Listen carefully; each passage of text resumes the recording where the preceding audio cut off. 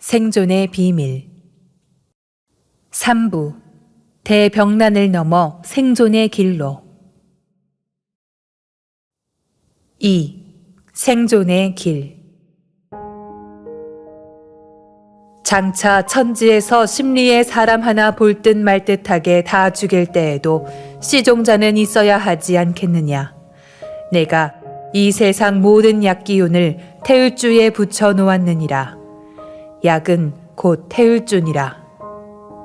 증산도 도전 8편 21장 2절, 4편 147장 4절. 존 나이스비트, 패트리셔 에버딘 같은 미래학자들은 이 시대 최고 메가트렌드는 영성에 대한 탐구이다 라고 주장하며 인류의 미래 산업은 영성 산업이고 영성이 발달한 사람이 지도자가 될 것이라 하였다. 앞으로 일상생활 속에서 신성을 경험하고 물질적인 가치보다 영적인 가치가 더 우위에 있는 세상이 온다. 인류는 지금 문명의 총체적인 전환점에 서 있는 것이다. 하지만 현실은 아직도 돈과 명예와 권력을 추구하며 살아가는 사람들로 붐비고 있다. 상제님은 이런 인간의 삶을 저것들 다 하루살이다, 하루살이라고 하셨다. 불빛을 쫓다가 불기둥에 스치기만 하면 녹아서 없어지는 하루살이 깔따구처럼 눈앞에 보이는 이 끝만을 추구하는 사람들은 가을 바람이 불어오면 누구도 예외 없이 인간 낙엽으로 나뒹굴게 된다는 말씀이다. 가을은 모든 생명이 소멸을 하면서 열매를 맺는 계절이다. 이때는 오직 천지 조화주 하나님의 은혜로 열매를 맺어야 하는 것이다. 인간으로서 생명의 열매를. 앞으로 좋은 세상이 오려면 병으로 병을 씻어내야 한다는 상제님의 말씀처럼 세상은 점점 후천세 역사를 열기 위한 병난 개벽의 상황으로 조여들어가고 있다. 오늘의 인간이 이룰 수 있는 궁극의 성공은 두말할 것도 없이 상씨름과 더불어 몰려오는 질병 대란을 극복하고 살아남는 것이다. 지금은 생존만이 제1의 과제이다. 과연 사는 길은 무엇인가? 1. 누가 살고 누가 죽는가? 알면 살고 모르면 죽는다. 우주의 가을이 오고 있다. 일찍이 인류 역사에 이 한마디 말을 한 사람이 없었다. 동서의 어떤 성자도 장차 인류에게 닥쳐올 대변혁의 실체가 우주의 가을 개벽임을 알지 못했다. 증산 상제님께서는 소년으로도 지각을 차린 자에게는 철을 안다 하고 노인도 몰지각하면 철부지한 아이와 같다고 하셨다. 때를 모르고 사는 인생은 아무리 학덕이 뛰어난 학자나 재능이 특출한 지구촌의 최고 경영자라 하더라도 한낱 철부지 인생이라는 말씀이다. 우주의 여름은 이미 끝나가고 있다. 누구도 그 시간을 되돌릴 수는 없다. 온 인류는 누구도 예외 없이 천지의 가을을 맞이해야 한다. 천지는 지금 가장 급진적인 파괴와 거듭남의 시대를 향해 거침없이 달려가고 있는 것이다. 천하대세를 아는 자에게는 천하의 살 기운이 붙어 있고 천하대세의 어두운 자에게는 천하의 죽을 기운밖에 없느니라 라는 말씀대로 상씨름이 넘어가고 3년 대병난이 몰려오고 지축이 성립하는 가을 개벽의 대세에 눈뜨는 자만이 살 길을 찾을 수 있다. 가을 개벽 소식을 알면 살고 그것을 모르면 죽는 것이다.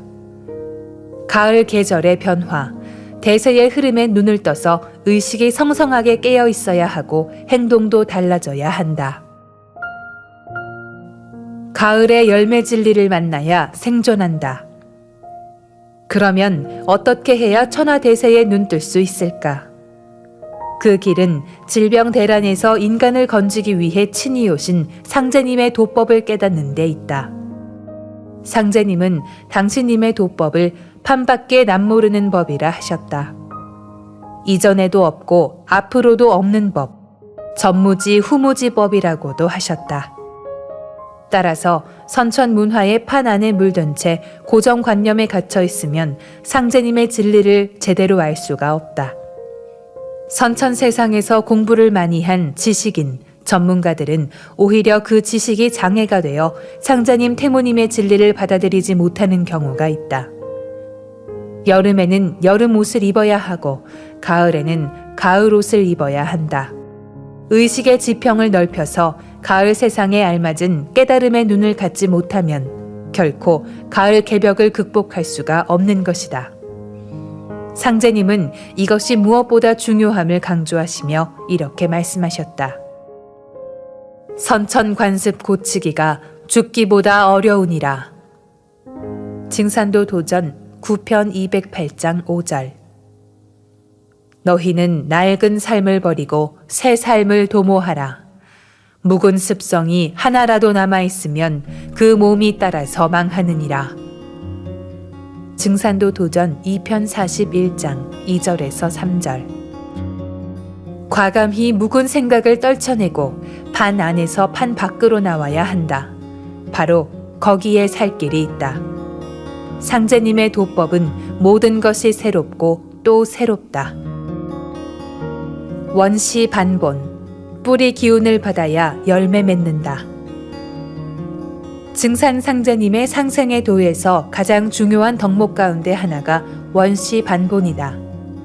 원시 반본은 뿌리로, 근본으로 돌아간다는 뜻이다. 가을은 어떤 생명이든 자기의 뿌리를 찾아 돌아가는 때이다.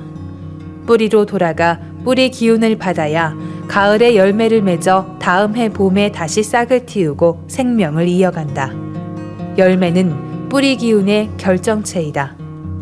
만일 가을철에 뿌리로 돌아가지 않으면 생명의 순환은 거기서 끝이 나고 만다. 그렇다면 인간 생명의 뿌리는 무엇인가? 바로 자기 자신을 낳아준 조상이다. 따라서 지금은 누구도 자기 부모, 자기 조상을 잘 받들어 혈통맥을 바로잡아야 한다. 지금은 원시반본하는 시대니 혈통줄을 바르게 하라. 환부역조하는 자는 다 죽으리라. 증산도 도전 7편 17장 3절에서 4절. 너희에게는 설령이 하느님이니라. 너희는 설령을 찾은 연후에 나를 찾으라. 사람들이 천지만 섬기면 살 줄 알지만은 먼저 저희 설령에게 잘 빌어야 하고 또 그 설령이 나에게 빌어야 비로소 살게 되느니라. 증산도 도전 7편 19장 1절에서 3절. 지금 부모와 조상을 박대하거나 부정하고 조상의 제사조차 지내지 않는 것은 스스로 자신의 무덤을 파는 것과 다름없다. 증산 상제님과 태모 고수부님의 대행자이신 안운산 태상 종도사님은 나를 낳아준 사람이 바로 내 부모, 내 조상이다. 그래서 내 개인에게는 내 조상이 제1의 하나님이다. 라고 하셨다. 이 말씀과 같이 상제님을 찾기 이전에 자신의 부모와 조상을 제1의 하나님으로 받들어야 한다. 만일 자손이 조상을 우습게 알고 배반하면 조상도 자손을 돌보지 않게 된다. 그리고 세계 각 민족마다 시원 역사의 창시자가 계신다. 그분을 민족의 하나님, 국통의 하나님이라 하는데 이 민족의 하나님, 국통의 하나님이 제2의 하나님이다. 우리 한민족에게는 황국의 환인, 배달국의 환웅, 조선의 단군, 이 삼성조가 국통의 하나님이다. 상제님은 천상 영계와 지상의 일정한 지역, 특정한 민족만을 수호하고 있는 민족의 수호 성신을 지방신이라 하셨다. 여호와는 유대족의 지방신이고 그리스에는 제우스와 12주신, 인도에는 브라흐마, 시바, 비슈누, 중국에는 반고, 일본에는 아마테라스 오미카미 등의 지방신이 있다. 그리고 나의 뿌리, 민족의 뿌리를 잘 받든 후에는 우주의 통치자 상제님, 절대자 하나님을 모셔야 한다. 왜 상제님을 모셔야 하는가? 인류 문화의 뿌리는 바로 신교 문화이며 그 신교 문화에 씨를 뿌리신 분이 상제님이시다. 상제님은 이 뿌리로부터 선천 문화의 꽃이 활짝 필 수 있도록 석가, 공자, 예수 성자를 지상에 직접 내려보내셨다. 그렇게 해서 이들이 우주의 여름철의 줄기문화인 동서양의 종교를 열었던 것이다.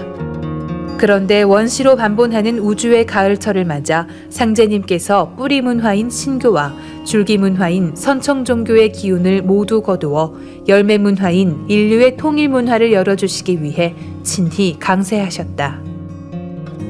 우주의 가을철에는 묻 생명이 뿌리로 돌아가야 생존하듯이 인류 또한 뿌리 기운을 받아서 열매 진리를 만나야 산다.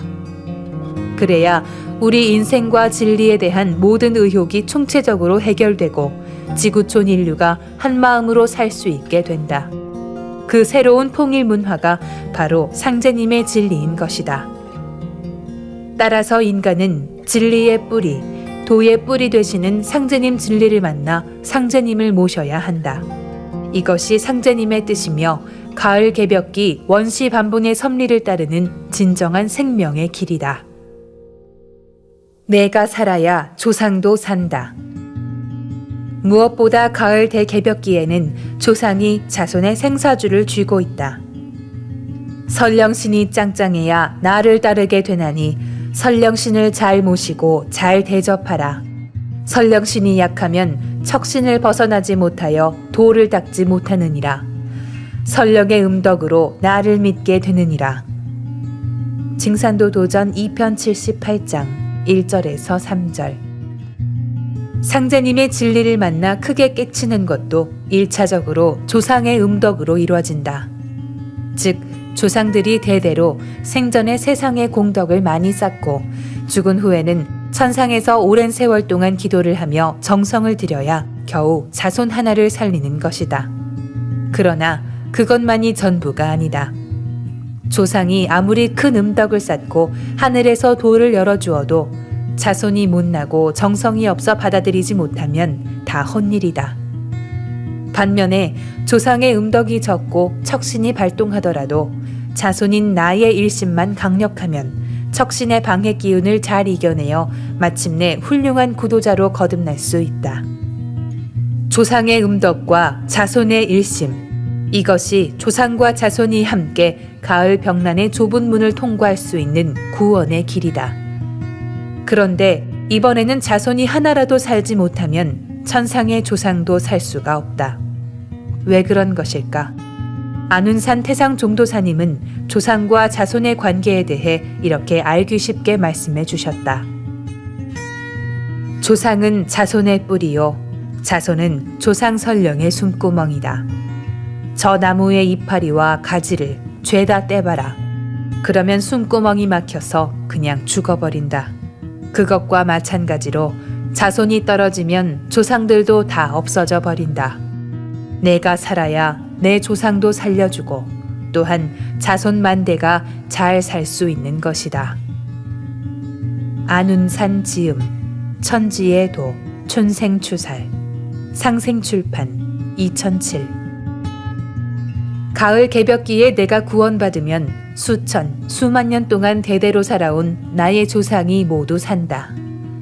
내가 진리를 못 만나거나 잘못 닦아 수살병난으로 죽으면 나의 조상도 자연적으로 소멸되고 만다. 이것이 가을 대개벽기의 구원과 죽음에 대한 하늘의 준엄한 경고이다. 선천 종교의 구원론은 자기 하나만의 구원으로 끝나지만 상제님의 구원은 자손과 조상을 함께 건지는 총체적인 구원인 것이다. 그래서 지금 조상 신명들이 자기 자손 하나라도 건지기 위해 자손보다 더 바쁘게 움직이고 있다. 그러면 증산 상제님께서 대벽난 개벽에서 인류를 건지기 위해 마련해 주신 법방은 무엇일까? 2. 인류를 구원하는 성스러운 법방, 의통. 인류를 위한 상제님의 큰 사랑. 1908년 무신년에 하루는 상제님께서 맑은 도랑물 속 송사리들이 먹이를 먹으려고 사방에서 모여드는 것을 쳐다보시다가 천하창생이 모두 저 송사리 떼와 같이 먹고 살려고 껄떡거리다가 허망하게 다 죽을 일을 생각하니 안타깝고 불쌍하다. 허망한 세상, 허망하다, 허망하다. 세상만사 덧없이 넘어간다. 세상만사 헛되고 허망하다 하시며 구슬피 읊조리셨다. 상제님께서는 3년 대병겁으로 죽어 넘어가는 인류를 건지시기 위해 1901년 신축년부터 1909년 기유년까지 9년 천지공사를 행하셨다. 상제님은 공사를 보실 때 수십일씩 굶기도 하시고 때로는 한겨울에 홑옷을 입으시고 추위를 감내하셨다. 그것은 창생의 고통을 대속하시어 박복한 인간의 굶주림과 헐벗음을 없애주시기 위해서였다. 인류를 위한 상제님의 사랑은 하늘 보좌로 돌아가시기 직전까지 이어졌다. 상제님은 어천하시기 전 내가 이제 천하의 모든 병을 대속하여 세계 창생으로 하여금 영원한 강령을 얻게 하리라 하시고 몸소 여러 가지 병을 앓으시며 그 치유책을 내려주는 공사를 보셨다. 세상의 소병들을 물리칠 수 있도록 인류에게 갖가지 치료제와 백신을 개발하게 하신 것이다. 그리고 세상에 있는 모든 병을 다 대속하였으나 오직 괴병은 그대로 남겨두고 너희들에게 의통을 전하리라 하시고 내가 이 세상 모든 약 기운을 태울주에 붙여 놓았느니라. 약은 곧 태울주니라 라고 말씀하셨다. 천지 이치로 오는 가을의 서리빨 괴병은 그대로 남겨두시고 질병 대란을 극복하는 유일한 생명의 처방으로 일상적인 약과는 전혀 다른 판밖의 치유책인 의통을 전해주신다는 말씀이다. 의통은 하나님이 인류에게 직접 내려주신 구원의 법방으로 인류에게 가장 큰 축복이요 은총인 것이다. 그렇다면 의통은 과연 무엇이기에 그토록 무서운 괴병을 물리칠 수 있는 것일까? 구원의 법방, 의통을 알아야 산다. 의통은 한마디로 상제님 9년 천지공사의 최종 결론이다. 이 뒤에는 병겁이 전 세계를 엄습하여 인류를 전멸쾌하되 살아날 방법을 얻지 못할 것이라. 그러므로 모든 기사묘법을 다 버리고 오직 비열한 듯한 의통을 알아두라. 내가 천지공사를 맡아봄으로부터 이 땅의 모든 큰 겁제를 물리쳤으나 오직 병겁만은 그대로 두고 너희들에게 의통을 붙여주리라. 증산도 도전 7편 33장 4절에서 7절. 천지의 여름에서 가을로 들어설 때 병겁에서 죽어가는 사람을 살리는 상제님의 조화권이 바로 의통이다. 의통이란 병든 사람, 병든 세상을 살려내서 한 가족 한 마음으로 세계를 통일한다는 의미를 담고 있다. 이 의통은 의통 성패와 태울주로 구성되어 있다. 무형의 의통 기운이 태울주이며 태울주를 유형화시킨 상제님의 신물이 의통 성패이다. 의통은 상제님 태모님을 받드는 자들이 신앙의 은혜로서 개벽기에 전수받는 것이다. 상제님은 반드시 도장을 중심으로 의통을 전수받고 의통을 집행하라고 하셨다. 도전 참고. 상제님의 의통전수 공부. 이것이 가을 개벽의 극한 상황에서 선천상극의 모든 대립과 갈등을 마무리 짓고 후천 세계 통일 문화를 열고 인류 구원의 꿈을 성취하는 믿음의 열매요. 구원의 마지막 비밀 열쇠이다. 만병통치 태울주, 광재창생 태울주. 전쟁은 항상 전염병을 수반한다. 동양의학에서는 전쟁 끝에 오는 역병은 언제 어느 방향에서 올지 알 수 없고 또 고칠 방법도 없다고 했다. 그때는 오직 부수, 즉 부적과 청수로만 치료할 수 있다고 하였다. 청수를 올리고 수행하여 신명을 움직여야 천지의 생기를 얻어 역병을 물리칠 수 있다는 의미이다. 유명한 의서인 동의보감에도 태을구고 천존을 외우면서 수행하면 시두를 물리칠 수 있다는 내용이 나온다. 그런데 한민족의 근대사에는 약 1천만 구도자들이 증산 상제님께서 전해주신 태울주의 위력을 실제로 체험한 사건이 있었다. 증산 상제님께서 천지공사를 마치고 하늘 보좌로 돌아가신 지 2년 후인 1911년 상제님의 종통 계신자인 태모 고수부님께서 처음으로 도문을 여셨다. 그 후 증산 상제님을 신앙하며 태을주의 조화를 믿는 독군들이 전국 방방곡곡에서 구름처럼 모여들었다. 1918년 전 세계로 퍼져나가던 스페인 독감이 우리나라에 들어왔을 때는 수많은 사람들이 태을주를 읽어 치유의 큰 은혜를 받았다. 전국 각지에서 14만 명이 죽어 넘어가던 당시 태을주를 읽으면 살 수 있다는 소문이 퍼지자 대한의 백성들은 너도 나도 태을주를 읽었던 것이다. 조선 총독부의 공식 통계만 보더라도 불과 몇 년 만에 그 숫자가 총 인구 1780만 중 600여만 명에 달했다고 한다. 암울한 일제강점기 시절 우리 한민족은 상제님의 대도진리에서 생명의 조화를 체험하고 구원의 빛을 발견했던 것이다. 특각주 참고.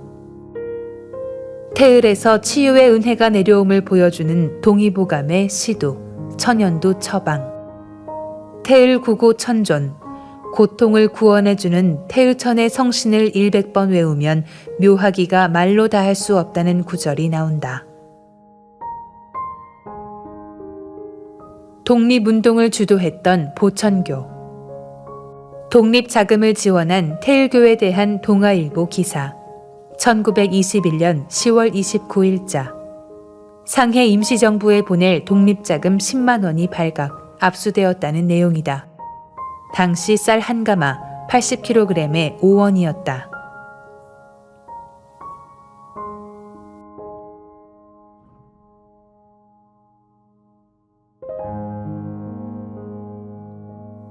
종교명. 항일 기사 건수. 종교 일반 6건, 기독교 23건, 천주교 2건, 불교 11건, 유교 15건, 천도교 32건, 보천교 83건, 태을교 9건, 훔치교 55건, 보천교, 태을교, 훔치교의 합계 147건, 기타 28건. 조선일보 항일기사 색인 1920년부터 1940년에 실린 통계. 안후상, 보천교와 물산장려운동. 증산상제님의 도법, 증산도의 초기 교명이 보천교, 차경석 성도가 세운 교단이었다. 당시 보천교는 상해 임시정부의 주요 비밀 자금원이었다. 1920년대부터 1930년대에 상제님을 신앙하던 구도자들은 물산장려운동 등 자급자족운동에도 적극 참여하였으며 이로 인해 일제의 혹독한 탄압을 받았다. 질병 대란에서 나를 살리는 수행. 지금 우리가 살고 있는 시간대는 우주 일련의 시간에서 하늘과 땅, 인간과 신, 모든 생명체가 우주의 여름철에서 가을철로 들어가는 아주 결정적인 대변혁의 관문이다. 우주 일련을 모르는 동서의 뛰어난 문명 비평가와 과학자들도 지금은 제6의 멸종시대라고 단언한다.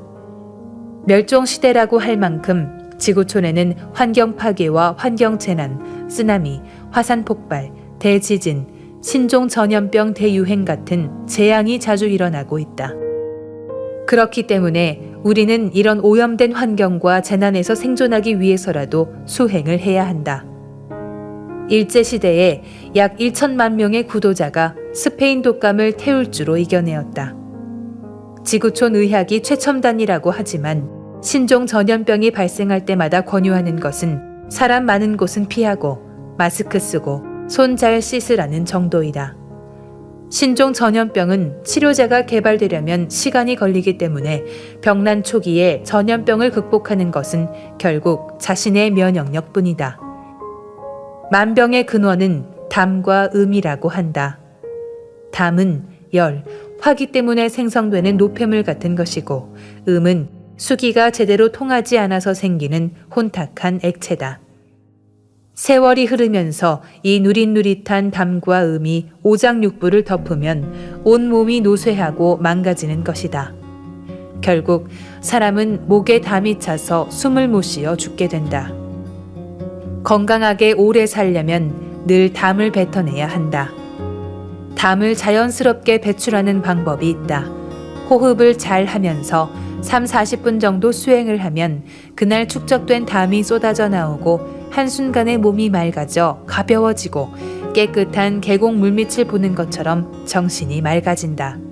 이렇게 수행은 근본적으로 내 몸을 정화시킨다. 우주의 본성은 움직임이다. 천지를 가득 채운 기의 움직임, 그것은 진동이다. 그리고 만물의 본성, 곧 생명의 움직임인 진동은 소리로서 드러난다. 최근에 소리로 암세포를 죽이는 치료법이 생활화되기 시작했다.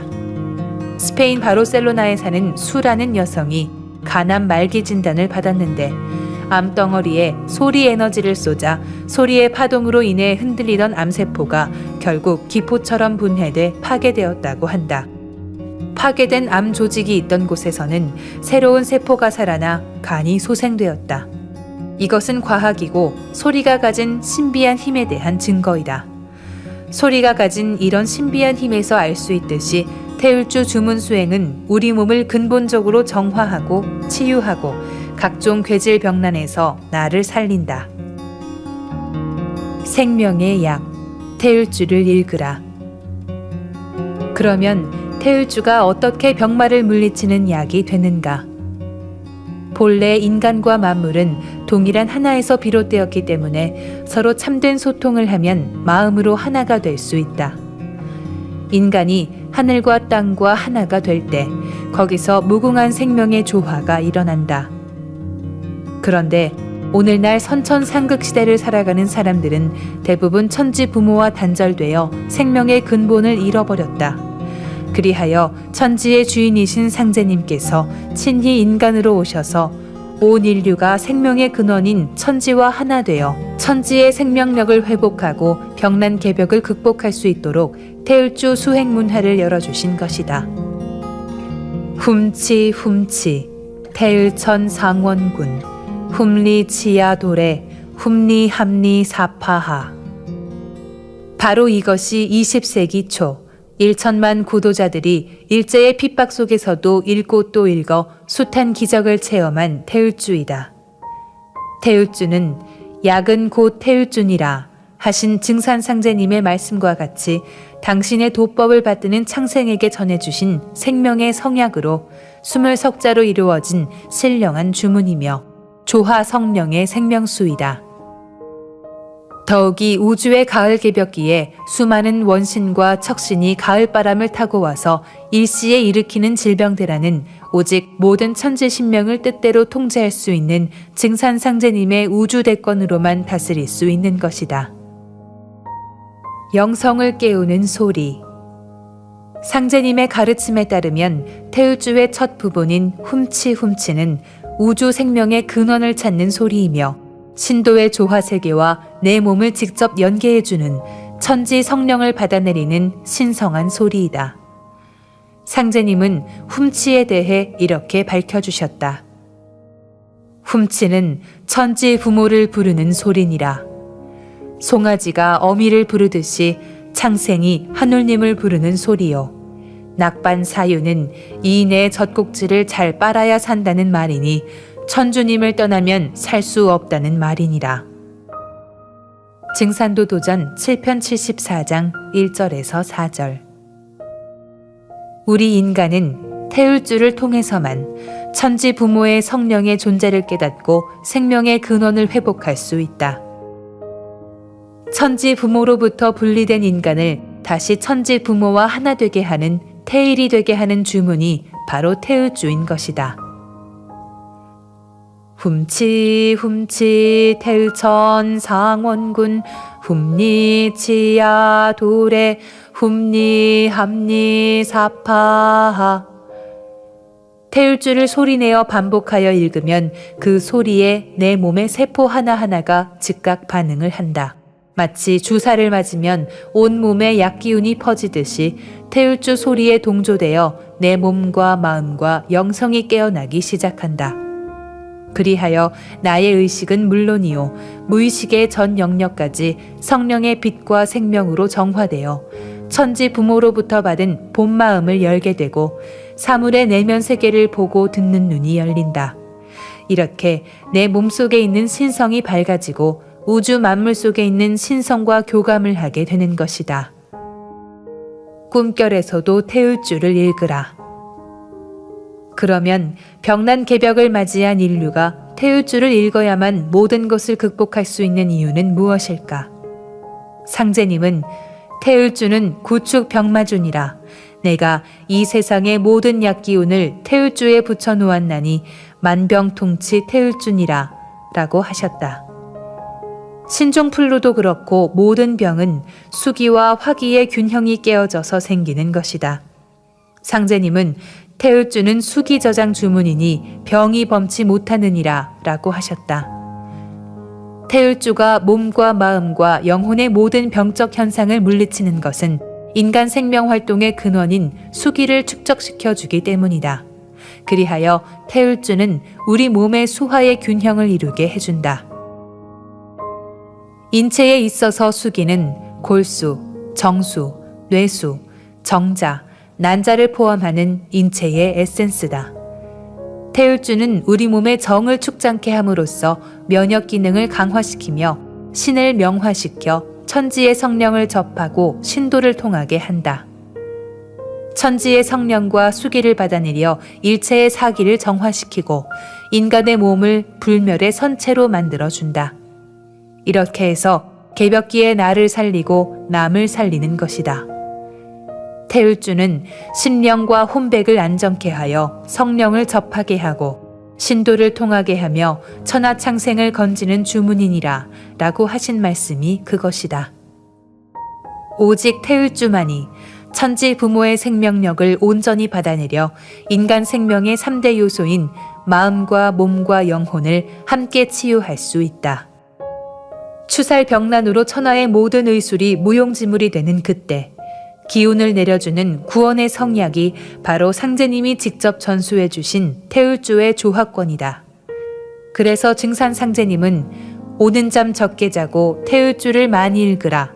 너희들은 읽고 또 읽어 태울주가 입에서 흘러넘치도록 하라고 하셨고, 태모님은 밤이나 낮이나 밥 먹을 때나 일할 때나 항상 태울주가 입에서 뱅뱅 돌아야 하느니라 라고 하셨다. 상제님 태모님의 도업을 계승하신 안운산 태상종도사님도 태울주는 산소와 같다. 몸에서 태울주 냄새가 배어나도록 숨쉬듯 읽으라고 거듭 강조하셨다. 면역이란 병원균으로부터 몸을 보호하는 방어기전이다. 면역 체계를 총지휘하는 세포와 항체를 생산하는 세포가 모두 골수에서 생성된다. 따라서 면역을 증강시키기 위해서는 정을 충만하게 하는 것이 가장 중요하다. 치유의 큰 은혜를 내려주는 태울주. 1. 바보 소리를 들려준 물. 물은 답을 알고 있다. 2. 태울주 주문을 들려준 물은 완전수 형태인 아름다운 정육각형으로 결정화되었다. 3. 태울주 수행전의 혈액. 콜레스테롤도 많고 적혈구도 울퉁불퉁하여 혈액이 혼탁하다. 4. 태울주 수행 후의 혈액. 적혈구 모양이 뚜렷해지고 혈액이 맑아졌다. 조상을 구원하는 주문. 태울주의 신적 권능에 대해 독자들에게 전해주고 싶은 놀라운 소식이 또 있다. 상제님께서 태울주를 많이 읽으라. 태울주는 설령 해원 주문이니라 라고 하셨다. 태울주를 읽으면 어떻게 나의 조상 설령이 해원을 하게 되는가? 앞으로 인종씨를 추리는 대병란의 가을 개벽이 온다. 인류가 새 우주가 열리는 후천 세상으로 들어선다. 이때는 태울주를 읽어야 산다고 하는 가을 개벽 소식을 들은 신명들은 들어서 다 알고 있다. 이 때문에 자손이 태울주를 읽으면 천상의 조상들이 이제 자손들이 열매 맺으니 우리도 소원 성취를 했구나 하고 기뻐하며 춤을 춘다. 미국 달라스 도장을 연 외인 신도가 한국에 나와서 아침 수행을 하는데 한참 주문을 읽다 보니까 돌아가신 아버지가 바로 뒤에서 함께 태울주를 읽고 계시더라는 이야기를 한 적이 있다. 미 정보부에 근무했던 아버지가 돌아가시기 전에 앞으로 개벽이 있다. 큰 우주적 변혁이 있으니 높은 데 가서 살아라 라고 했다는 것이다. 웨이는 웃으며 개벽을 알고 있었던 아버지가 상제님의 도를 만나게 해주셨다는 말도 하였다. 우리가 청수를 정성껏 모시고 태우줄을 잘 받들어 읽으면 자손줄을 내서 길러주신 설령의 노고에 보답하는 것이다. 가을 개벽기에 자손줄을 건져내어 잘 되게 하려는 조상들의 깊은 염원이 태울줄을 통해서 모두 이루어지는 것이다. 증산 상제님께서는 인류에게 주문 수행법과 함께 몸을 움직이면서 수행하는 동공수행법도 일러주셨다.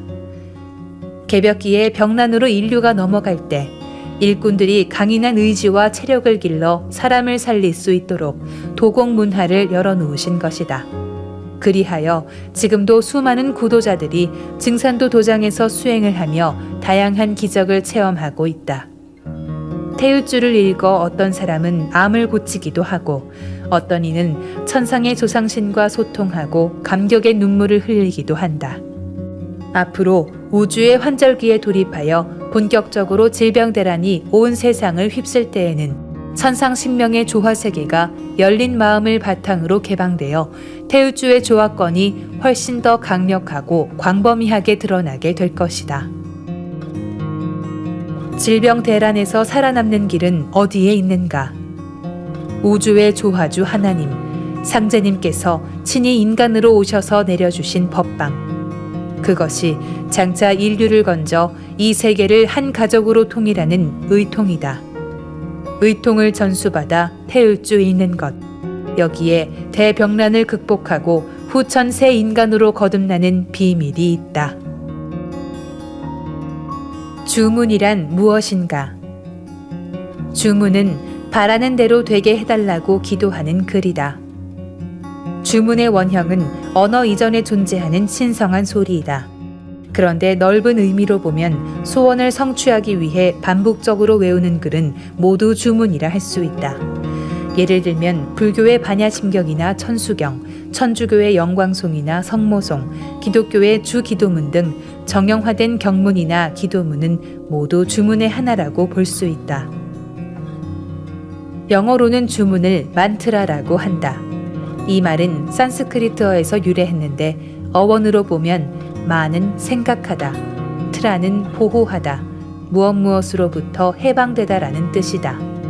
그러므로 만트라란 내 중심으로 닫혀있는 생각으로부터 나를 해방시켜 내가 원하는 대로 천지부모의 생명과 하나가 되도록 다리를 놓아주는 마음의 도구를 의미한다. 주문은 우주 생명의 근원에서 울려오는 신성한 소리이다. 그러므로 주문을 소리내어 꾸준히 읽으면 그 소리에 감응하여 대우주의 생명력이 내 몸과 마음과 영 속으로 흘러들어와 나 자신이 생명의 근원 자리와 하나가 된다. 주문은 대우주의 생명력을 담고 있는 근원 소리들의 조합이다. 이 성스러운 소리 중 가장 중요한 것은 옴과 훔이다. 강력한 치유와 정화의 힘이 들어있는 음절이 훔이다.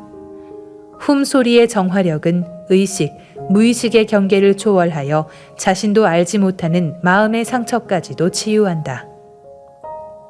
태울주의 훔치는 어떤 소리인가? 훔은 우주 안에 있는 모든 소리를 머금고 있는 근원 소리이며 천지 만물을 통일하는 가을 생명의 소리이다. 불교에서는 84,000 대장경의 법문을 한 글자로 함축한 것이 훔자라고 했다. 곧 온갖 교인은 모두 이 한 글자에 들어있다. 일체열애의 불공진여의 묘체와 항하사 같은 공덕이 모두 이로 말미암아 생긴다는 것이다. 훔은 인간이 탄생하는 생명의 본원자리인 것이다. 따라서 훔을 근본으로 하는 태울주는 모든 주문의 뿌리인 종자주문이다. 훔은 한자로는 소울음 소리를 뜻한다. 조선 중기의 기인 남사고가 괴질병이 일어날 때 소울음 소리를 찾아야 산다고 전했는데 여기서 소울음 소리가 곧 태울주를 말하는 것이다. 태울주의 둘째 소리인 치는 소울음치, 입 크게 벌릴 치자로 산스크리트어에서는 신과 하나됨을 뜻한다. 치는 훔의 생명력이 밖으로 분출된 소리로서 실제로 창조가 현실화되는 우주 성령의 소리이다. 만사무기 태을주, 만병통치 태을주, 소원성취 태을주, 포덕천하 태을주, 광재창생 태을주, 만사여의 태을주, 무궁무궁 태을주, 태을주는 여의주, 여의주는 태을주니라. 증산도 도전 7편 75장 5절에서 6절. 태을주, 태을주는 천지 어머니 젖줄이니 태을주를 읽지 않으면 다 죽으리라. 증산도 도전 2편 140장 9절. 훔치 훔치 태을천 상원군 훔리 지하도래 훔리 함리 사파하. 태을주 수행법, 수행의 원리, 정기신과 수승화강. 수행을 하면 우리 몸에 불기운은 신장으로 내려가고 물기운은 심장으로 올라가서 물과 불의 순환, 수승화강이 가장 이상적으로 이루어진다. 복장은 몸이 조이지 않는 편안한 옷을 입는다. 무릎을 꿇거나 평좌를 하되 허리를 곧게 편다. 눈은 지그시 감거나 반개한다. 태을주와 내가 하나가 되도록 읽는다. 태을주 수행과 도공체험 사례. 장원모 56세 인천 주안도장. 시간이 조금 지나고 나서 하늘에 성단이 보였습니다. 오색영롱하고 찬란한 색이었습니다. 과학 잡지 사이언스지에서 보던 사진과 같았습니다. 태을주를 읽다 보니 그 성단에서 환한 광명이 쏟아져 내렸습니다. 마치 성단이 숨을 쉬듯 태을주를 읽을 때마다 빛이 발사되었습니다. 시간이 지나자 하늘에서 황금빛이 가루처럼 내려오더니 뭉쳐져서 큰 금수저로 변하는 것이었습니다. 그런데 그 금수저 머리 안쪽 부분에 훔치훔치라고 음각되어 있었습니다. 태을주를 읽는 것이 영원한 금수저를 얻는 것이로구나 하는 생각이 들었습니다. 하재명 30세 청주 흥덕도장. 그날도 열심히 수행을 하는데 마음이 하나로 집중되고 기운이 영롱하게 뭉치는 느낌을 받았습니다. 눈은 감았지만 눈앞이 밝아지고 칠흑 같은 바탕 가운데 태양처럼 빛나는 이미지를 보았습니다. 황금빛 속에 빛나는 길이 있었고 그 길 끝에는 상제님의 손과 새하얗게 빛나는 영체가 우리 성도님들을 맞이하고 있었습니다. 김인태 52세 전주 덕진도장. 약 1시간 정도 머리 위로 강력한 기둥 같은 도공 기운이 내리 꽂히는 것을 느꼈습니다. 또 엄지와 검지, 중지에 전기가 흐르는 것처럼 찌릿찌릿하다가 벌레가 기어가는 것처럼 간지러움이 반복되는 것을 느꼈습니다. 도공이 거의 끝나갈 즈음 그라인더에 닫힌 오른손을 자연스럽게 쥐어보니 힘이 들어가면서 주먹이 쥐어졌습니다. 1년 6개월 만에 힘껏 쥐어진 오른손을 보면서 너무 기뻤습니다. 권혜성 54세 계룡도장. 도공을 할 때는 배가 쿨렁쿨렁하게 움직여라고 하신 말씀을 가슴 깊이 새기며 오장육부가 뒤집히게 격렬히 몸을 흔들었고 그것도 성이 차지 않아 일어나 뛰면서 도공을 하였습니다. 그렇게 일주일 정도 뛰면서 도공을 하였는데 어느 날 12흉추가 아래 위로 딸깍딸깍 소리를 내면서 원 위치로 맞추어지는 것이 보였습니다. 태을주 도공의 조화로 12흉추가 제자리로 들어가면서 그날부터 소화가 잘 되고 기운도 생기고 건강해졌습니다.